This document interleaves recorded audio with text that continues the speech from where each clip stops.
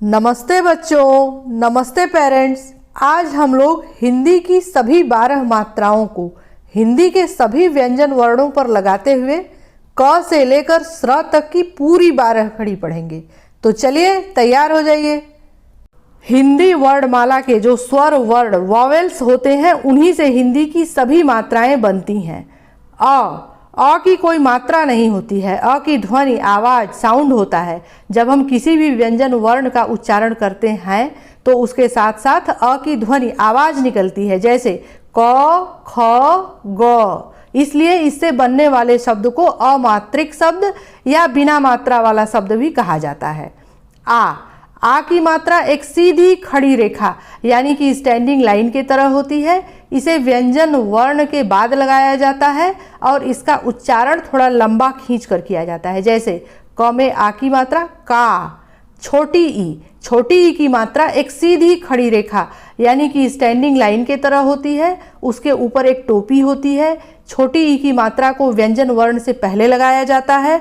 छोटी ई की मात्रा को व्यंजन वर्ण के बाईं ओर लेफ्ट साइड से शुरू करते हुए दाहिनी ओर राइट साइड में ले आते हैं और इसका उच्चारण थोड़ा जल्दी किया जाता है, जैसे क में छोटी ई की मात्रा की।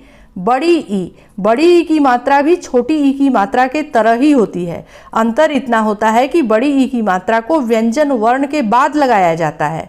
बड़ी ई की मात्रा को व्यंजन वर्ण के दाहिनी ओर राइट साइड से शुरू करते हुए बाईं ओर लेफ्ट साइड में ले आते हैं और इसका उच्चारण थोड़ा लंबा खींच कर किया जाता है, जैसे क में बड़ी ई की मात्रा की। छोटा ऊ की मात्रा एक तिरछी स्लैंटिंग लाइन की तरह होती है। इसे व्यंजन वर्ण के नीचे यानी कि पैर में लगाया जाता है। इसे व्यंजन वर्ण के नीचे दाहिनी ओर राइट साइड से शुरू करते हुए ऊपर की तरफ बाईं ओर लेफ्ट साइड में ले आते हैं और इसका उच्चारण थोड़ा जल्दी किया जाता है, जैसे क में छोटा ऊ की मात्रा कु। बड़ा ऊ की मात्रा भी छोटा ऊ की मात्रा के तरह ही होती है। इसे भी व्यंजन वर्ण के नीचे यानी कि पैर में लगाया जाता है। अंतर इतना होता है कि बड़ा ऊ की मात्रा को व्यंजन वर्ण के नीचे बाईं ओर लेफ्ट साइड से शुरू करते हुए नीचे की तरफ दाहिनी ओर राइट साइड में ले आते हैं और इसका उच्चारण थोड़ा लंबा खींच कर किया जाता है, जैसे क में बड़ा ऊ की मात्रा कू। री की मात्रा आधा गोलाकार यानी कि हाफ सर्कल की तरह होती है। इसे भी व्यंजन वर्ण के नीचे यानी कि पैर में लगाया जाता है। री की मात्रा का उच्चारण इस तरह से किया जाता है, जैसे क में री की मात्रा क्री। री की मात्रा को हिंदी की 12 मात्राओं में नहीं गिना जाता है क्योंकि यह संस्कृत की मात्रा है, लेकिन हिंदी के बहुत से शब्दों में इसका प्रयोग किया जाता है, जैसे कृपा, मातृ, पृथ्वी, कृष्ण आदि। ए की मात्रा एक तिरछी स्लैंटिंग लाइन की तरह होती है। इसे व्यंजन वर्ण के ऊपर यानी कि सिर पर लगाया जाता है और इसका उच्चारण थोड़ा जल्दी किया जाता है, जैसे क में ए की मात्रा के। आय की मात्रा भी ए के मात्रा के तरह ही होती है। इसे भी व्यंजन वर्ण के ऊपर यानी कि सिर पर लगाया जाता है। ए की मात्रा में अंतर इतना होता है कि ए की मात्रा में ऊपर एक तिरछी स्लैंटिंग लाइन होती है और आय की मात्रा में ऊपर 2 तिरछी स्लैंटिंग लाइन होती है। आय की मात्रा का उच्चारण थोड़ा लंबा खींच कर किया जाता है, जैसे क में आय की मात्रा कै। ओ की मात्रा एक सीधी खड़ी रेखा यानी कि स्टैंडिंग लाइन की तरह होती है। उसके ऊपर एक तिरछी स्लैंटिंग लाइन होती है। ओ की मात्रा को व्यंजन वर्ण के बाद लगाया जाता है। ओ की मात्रा का उच्चारण थोड़ा जल्दी किया जाता है, जैसे क में ओ की मात्रा को। आओ की मात्रा भी ओ के मात्रा के तरह ही होती है। इसे भी व्यंजन वर्ण के बाद लगाया जाता है। अंतर इतना होता है कि ओ की मात्रा में ऊपर एक तिरछी स्लैंटिंग लाइन होती है और आओ की मात्रा में ऊपर 2 तिरछी स्लैंटिंग लाइन होती है। आओ की मात्रा का उच्चारण थोड़ा लंबा खींच कर किया जाता है, जैसे क में आओ की मात्रा कौ। अंग की मात्रा एक बिंदी डॉट के तरह होती है। इसे व्यंजन वर्ण के ऊपर यानी कि सिर पर लगाया जाता है। इसे अनुस्वार कहते हैं। इससे उस अक्षर की आवाज बदलती है। इसका उच्चारण इस तरह से किया जाता है। क में अंग की मात्रा कंग। इससे बनने वाले शब्द हैं रंग, जंग, पंख, शंख, बंधन, चंदन। आह की मात्रा में 2 बिंदी यानी कि 2 डॉट होते हैं। इसे व्यंजन वर्ण के बाद लगाया जाता है। इसे विसर्ग कहते हैं। इससे हकार की तरह ध्वनि आवाज निकलती है, जैसे क में अह की मात्रा कह, इससे बनने वाले शब्द हैं स्वतः, अतः, नमः, मूलतः, फलतः। आशा है आप हिंदी वर्णमाला के स्वर, स्वर की मात्राओं और स्वर की मात्राओं के चिन्ह कैसे होते हैं इसके विषय में आप अच्छी तरह से जान गए होंगे। चलिए अब 12 खड़ी पढ़ना शुरू करते हैं। क, का, कि, कु, कू, के, कै, को, कौ, कं, कह, ख, खा, खि, खी, खु, खू, खे, खै, खो, खौ, खं, खह, ग, गा, गि, गी, गु, गू, गे, गै, गो, गौ, गं, गह, घ, घा, घि, घी, घु, घू, घे, घै, घो, घौ, घं, घह, च, चा, चि, ची, चु, चू, चे, चै, चो, चौ, चंग, चह, छ, छा, छि, छी, छु, छू, छे, छै, छो, छौ, छंग, छह, ज, जा, जी, जी, जू, जू, जे,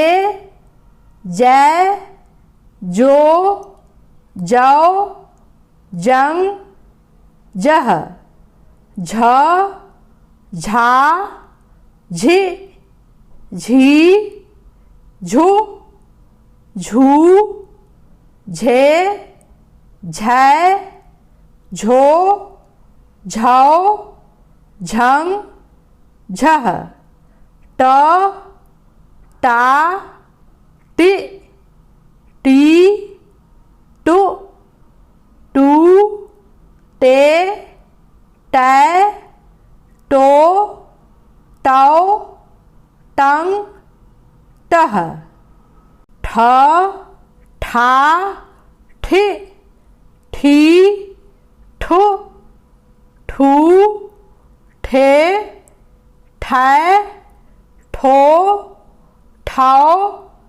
ठंग, ठह, ड, डा, डि, डी, डू, डू, डे, डै, डो, डौ, डंग, डह, ढ, ढा, ढि, ढी, ढु, ढू, ढे, ढै, ढो, ढौ, ढंग, ढह, ड़, ळा, ड़ी, ड़ी, ऋ, ऋ, ळे, ळै, ळो, ळौ, ळंग, ळह, त, ता, ति,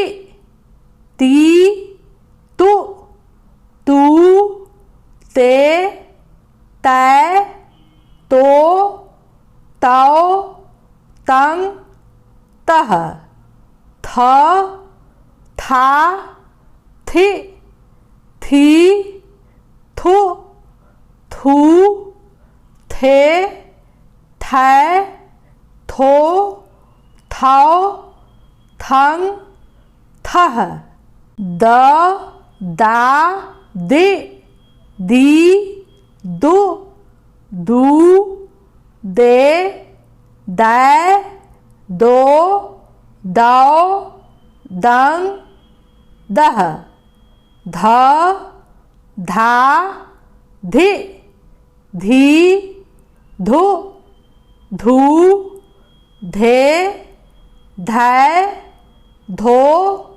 धौ, धंग, धह, न, ना, नि, नी, नु, नू, ने, नै, नो, नौ, नंग, नह, प, पा, पि, पी, पु, पू, पे, पै, पो, पौ, पंग, पह, फ, फा, फि, फी, फु, फू, फे, फै, फो, फौ, फंग, फह, ब, बा, बि, बी,